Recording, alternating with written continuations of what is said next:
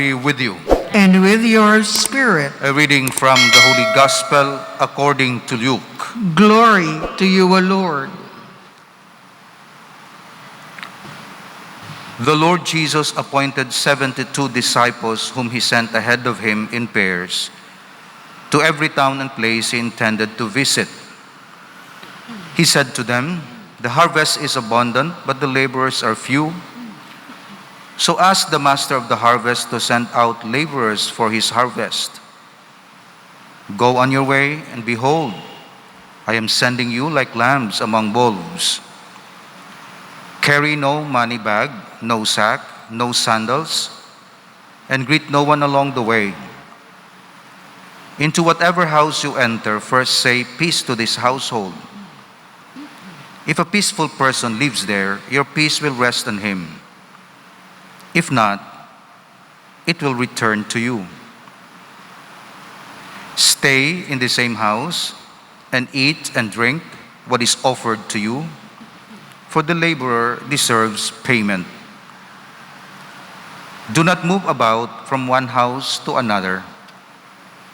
Whatever town you enter and they welcome you, eat what is set before you, cure the sick in it, and say to them, 'The kingdom of God is at hand for you.'"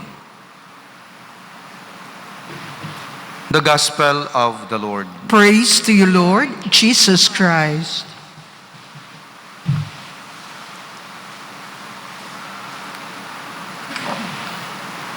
Saint Luke.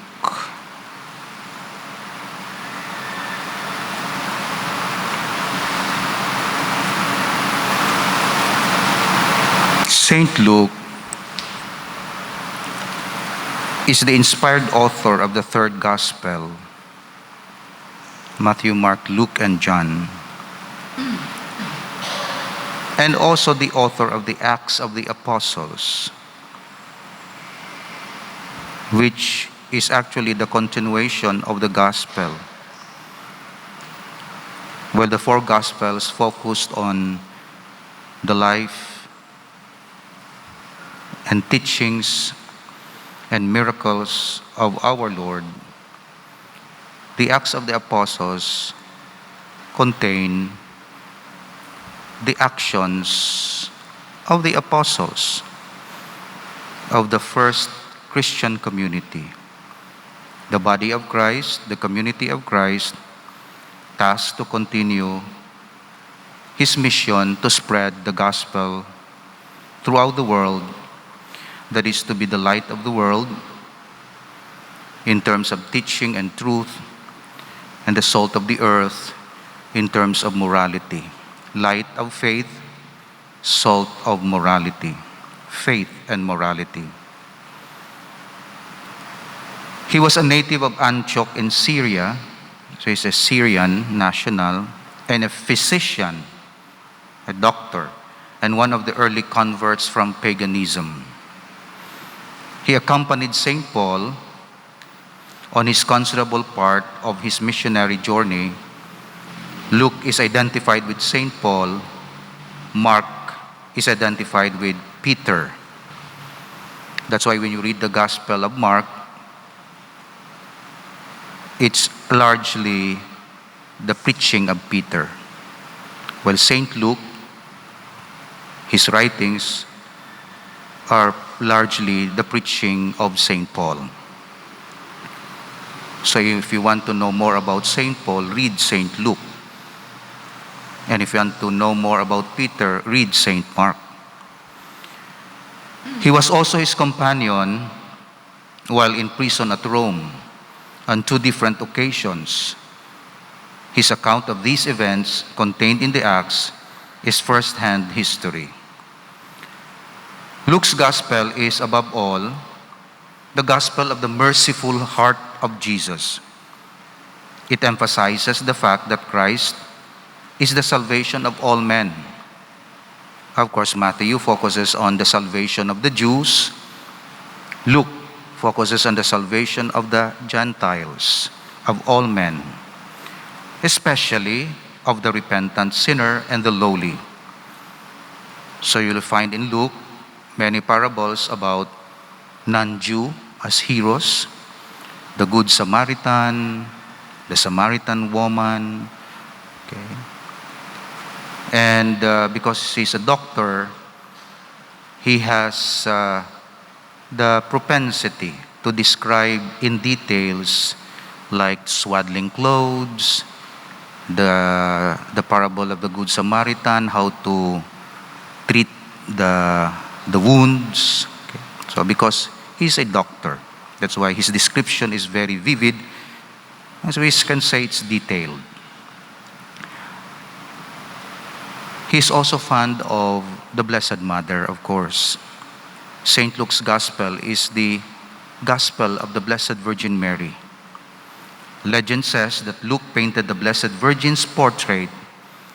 It is certainly true that he painted the most beautiful word picture of Mary ever written. In the Annunciation, okay, it was in Annunciation, St. Luke's Gospel. So if you want to know about the Annunciation, go to St. Luke, not to St. Matthew. St. Luke. I think Matthew, the Annunciation was to Joseph. Okay. St. Luke, the Annunciation of the angel was the Blessed Virgin Mary. So, Marian, so to say, Luke is a Marian Gospel. So if you want to quote or to have the reliable source on Mary in the Gospel, go to St. Luke, because it's a Marian Gospel. St. Luke was a practicing physician and one of the first converts to Christianity. The Church venerates him as a martyr. Okay, that's why we wear red color in the liturgy. St. Luke's Gospel is principally concerned with salvation and mercy. In it are preserved some of the Lord's most moving parables, like those of the lost sheep, the prodigal son. Okay, it's a gospel of mercy and forgiveness. Dante called St. Luke the historian of the meekness of Christ. It is also St. Luke who tells us the greater part of what we know about our Lord's childhood. Because the three other Gospels, okay, started when, for example, the public ministry of Jesus. They did not tell us about the infancy of our Lord Jesus Christ. Only St. Luke. According to tradition, he was an artist as well as a man of letters. And with a soul alive to all the most dedicated inspirations, he consecrated his pencil to the holiest use and handed down to us the features of the Mother of God. It was an illustration worthy of the Gospel, which relates to the divine infancy. So, Christmas story from Luke. And it won for the artist a new title to the gratitude of those who never saw Jesus and Mary in the flesh. Hence, St. Luke is the patron of Christian art. St. Luke did not personally know our Lord. It was through St. Paul. And like St. Mark, the author of the second Gospel, he is not included among the apostles. For this reason, the Gospel chosen for their feast is the account of the sending of the 72 disciples, because he was not part of the 12 apostles, but he was part of the 72 disciples. According to St. Jerome, St. Luke died in Achaia, Greece, at the age of 84. And it is unknown whether or not he died a martyr's death. But the Church celebrated St. Luke as a martyr. Celebrates St. Luke as a martyr. Luke or Lucas means bringer or carrier of light. He is considered or known as patron of artists, bachelors, bookbinders, brewers, butchers, glass workers, goldsmiths, patron of lace makers, patron of notaries, of painters, of doctors and physicians, of sculptors, stained glass workers, and of surgeons. Of course, his symbol is winged ox. So, amo to siya. Saint Luke. Winged calf. Or, ang symbol niya, picture of the Blessed Virgin Mary. Or, physician's robes. Book and pen, symbol man ni Saint Luke. Wooden horse. Books of his gospel and of the Acts. And bishop and painting an icon of Our Lady. So ano ang makuha naton kay Saint Luke? Ang devotion sa Blessed Mother. So we continue with the devotion to the Blessed Mother. And also being merciful. And mercy is not only to our own race, group, or association, but mercy which overflows even to the non-member, non-Catholic. Because mercy has no bounds. Liturgy has bounds. Because you cannot invite non-Catholic to participate in the holy sacrifice of the Mass. Because the Mass is for the full-fledged Catholics. So liturgy is stricter. Okay, so you do not open the liturgy to everybody. Only the baptized. If they come, they have to observe our official actions. Hindi maayo na protestante, matambong sang kasal, hindi siya magluhod. O matambong siya sang lubong, diri siya sa tubang, utod siya sang napatay, galing hindi siya katoliko, galuluhod ang tanan, siya yawaay. Di na ya pwede. Kaya basta liturgy, strict. May place, dira.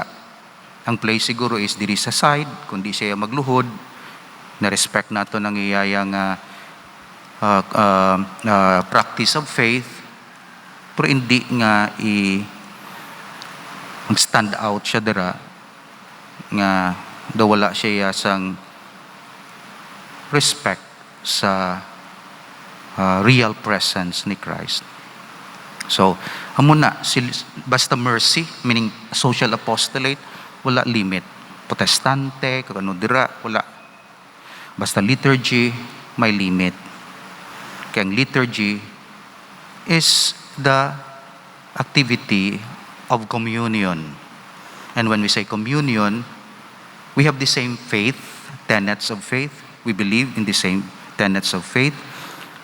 We celebrate the same sacraments. And we submit ourselves to the governance of the Pope or the guidance of the Pope and the Bishop. So kung ang isa katao, hindi siya magano sa governance ng Pope, hindi kaya full-fledged. Tiri, basta sa liturgy. Pero kung distribution of feeding, hindi, bisan sinulang. Bisan di katoliko, bisan wala gawa simba. Sige, basta acts of mercy. Pero liturgy, ang napreparar, ang na-predispose. Okay? Feeding, bisan sino. First communion, ang nakapreparar. Hindi ka-first communion, sula nakapreparar. That's why, tatlo ina, doctrine, divine worship, kagang aton nga, social apostolate. Basta doctrine, medyo stricto. Basta liturgy, pinaka-stricto. Basta social apostolate, open.